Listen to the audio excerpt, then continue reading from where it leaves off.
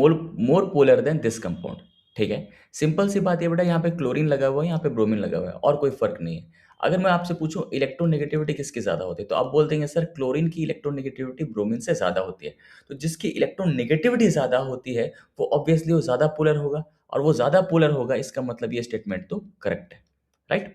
Boiling point of this compound B R जो trans में लगे हुए हैं is lower than B R जो सिस में लगे हुए हैं। तो सिस का बॉइलिंग पॉइंट ट्रांस से ज्यादा होता है। ये बात वैसे करेक्ट है, देखते हैं, देखना बेटा, ये सिस कंपाउंड है, ये ट्रांस कंपाउंड है।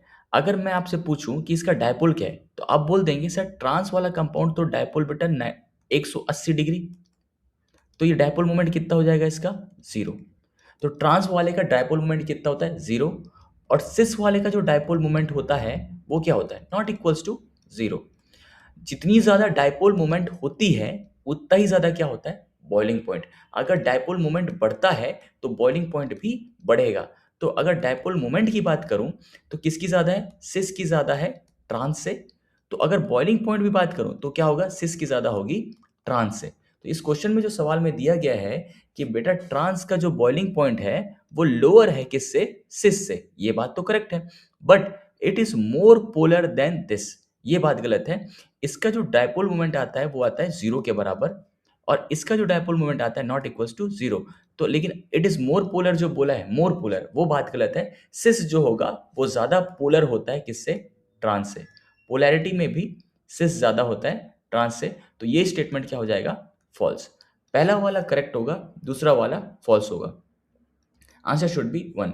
एक चीज आपको बता दूं, एक चीज आपको बता दूं बेटा, बॉइलिंग पॉइंट जो होता है डायपोल मोमेंट के डायरेक्टली प्रोपोर्शनल होता है। देखो, जितने ज्यादा चार्जेस आएंगे ना, चार्जेस आएंगे तो पोलैरिटी बढ़ेगी, राइट। और पोलैरिटी बढ़ेगी मतलब डायपोल मोमेंट बढ़ेगा। तो चार्जेस, एक मॉलिक्यूल चार्ज है, दूसरा मॉलिक्यूल चार्ज है, दोनों मॉलिक्यूल के बीच में फोर्स ऑफ अट्रैक्शन बढ़ता है, इंटरेक्शन बढ़ता है। मतलब डायपोल डायपोल के बीच में इंटरेक्शन बढ़ेगा, मॉलिक्यूल पास पास आएंगे, उनको ब्रेक करने के लिए ज्यादा मेहनत करनी पड़ेगी, बॉइलिंग पॉइंट ऑटोमेटिकली क्या कर जाएगा, बढ़ जाएगा। तो चार्जेस ज्यादा तो अट्रैक्शन ज्यादा तो बॉइलिंग पॉइंट भी ज्यादा। दूसरी बात, कोई बच्चा ऐसा बोल सकता है कि सर हम लोग तो हैलोजेंस में साइज देखते हैं, बेटा अगर तुम साइजेस से करोगे तो बहुत मेहनत लग जाएगा, ठीक है। कोई बच्चा बोलेगा सर इस क्लोरीन का रेजोनेंस करवा दो, है ना, वैकेंट डी ऑर्बिटल है, इस ब्रोमीन के लोन पेयर का रेजोनेंस करवा दो, है ना। और बोलेगा कि सर क्लोरीन बेटर रेजोनेंस कर पाएगा, इस वजह से क्लोरीन में ज्यादा अच्छे चार्जेस आएंगे, ब्रोमीन बेकार रेजोनेंस कर पाएगा, इस वजह से ब्रोमीन में बेकार चार्जेस आएंगे। तो बेटर चार्जेस किस में होंगे, क्लोरीन पे। तो क्लोरीन की जो पोलैरिटी होगी वो ज्यादा होगी ब्रोमीन वाले से। तो ये बात भी करेक्ट है, लेकिन इलेक्ट्रोनेगेटिविटी से कर लो तुरंत आंसर आंसर आ जाएगा।